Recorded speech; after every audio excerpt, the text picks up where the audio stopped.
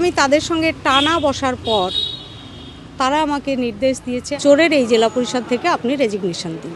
তাই দিলাম। ভাগীরথী পাড়ের মুর্শিদাবাদে তৃণমূলে ভাঙন।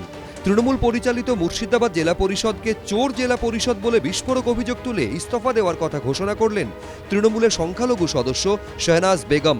বৃহস্পতিবার ফেসবুকে শাহনাজ বেগম লেখেন, 17 ডিসেম্বর ডিভিশনাল কমিশনারকে মুর্শিদাবাদ জেলা পরিষদের সদস্য পদ থেকে ইস্তফাপত্র পাঠিয়েছি। চোর জেলা পরিষদের একজন অংশীদার হয়ে থাকা আমার পক্ষে সম্ভব নয়।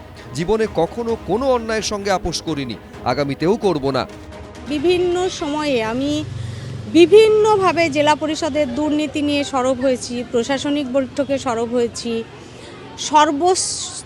সর্বোচ্চ স্তরকে স্তর সর্বোচ্চ জায়গায় জানিয়েছি। কিন্তু আমার মনে হয়েছে যে জেলা পরিষদ এইগুলোকে প্রশ্রয় দিচ্ছে, মানে দুর্নীতি, চুরি, এগুলোকে যাদের আমি জানিয়েছি, যারা দলের হর্তাকর্তা, তারা প্রশ্রয় দিচ্ছে, মদত করছে। আবার সামনে এমসিটি কলেজ এবং RN টেগরের মতো হসপিটাল, যেটা বেসরকারি সংস্থার হাতে তুলে দিয়ে আপনার একটা মোটা মুনাফা লোটার চেষ্টা করছে। আমি জানি আমি এটাও আটকাতে পারবো না। তৃণমূল পরিচালিত জেলা পরিষদকে চোরের জেলা পরিষদ বলে অভিযোগ তুলে তৃণমূলেরই জেলা পরিষদ সদস্যের পদত্যাগ কটাক্ষ করতে ছাড়েনি বিজেপি। তৃণমূলের আসল শক্তি মুসলিম ভোট ব্যাংক।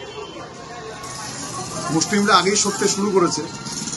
এবার লক্ষণীয় হচ্ছে যে তাদের মধ্যে যারা সমাজে প্রতিনিধিত্ব করে, নেতৃত্ব দেয়, সেই ক্যাটেগরির লোকেরাও দল ছাড়া শুরু করেছেন। মুর্শিদাবাদ জেলা পরিষদ স্বচ্ছ একটা জেলা পরিষদ। এবার তিনি বলছেন তার ব্যক্তিগত জায়গা থেকে, কারণ হচ্ছে যে তিনি বিগত দিনে দায়িত্বে ছিলেন, এই বডিতে ওনাকে দায়িত্ব দেওয়া হয়নি, তো সেটা তার ব্যক্তিগত ব্যাপার। এটা নিয়ে আমাদের কোনো কিছু বলার নেই। এভিডেন্স নিয়ে কথা বলা উচিত আমার মনে হয়। মুসলিম অধ্যুষিত মুর্শিদাবাদে ইতিমধ্যেই তৃণমূলের উদ্বেগ বাড়িয়েছেন তৃণমূলের সাসপেন্ডেড নেতা ও বিধায়ক হুমায়ুন কবির। এবার সেই জেলাতেই তৃণমূলের বিরুদ্ধে চাঞ্চল্যকর অভিযোগ তুললেন শাহনাজ বেগম, আর তারপরই তাকে স্বাগত জানিয়েছেন তৃণমূলের সাসপেন্ডেড নেতা ও বিধায়ক হুমায়ুন কবির। তার দেরিতে হলেও বোধগম্য হয়েছে যে দুর্নীতিগ্রস্ত পার্টি, চোরেদের পার্টি, তাই তাদের সঙ্গে থাকা যায় না। তাই তিনি যে সিদ্ধান্ত নিয়েছে সেই সিদ্ধান্তকে আমি সমর্থন জানাচ্ছি এবং ধন্যবাদ জানাচ্ছি, অভিনন্দন। আমার সবার জন্য দরজা খোলা। উনিও যদি আমাদের দলে জয়েন করেন আমি স্বাগত জানাব। এতেই প্রশ্ন উঠছে, তাহলে কি মুর্শিদাবাদে তৃণমূল শিবিরে ভাঙন ধরাতে শুরু করে দিলেন হুমায়ুন কবির?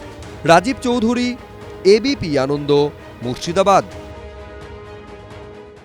এবিপি আনন্দ, এগিয়ে থাকে, এগিয়ে রাখে।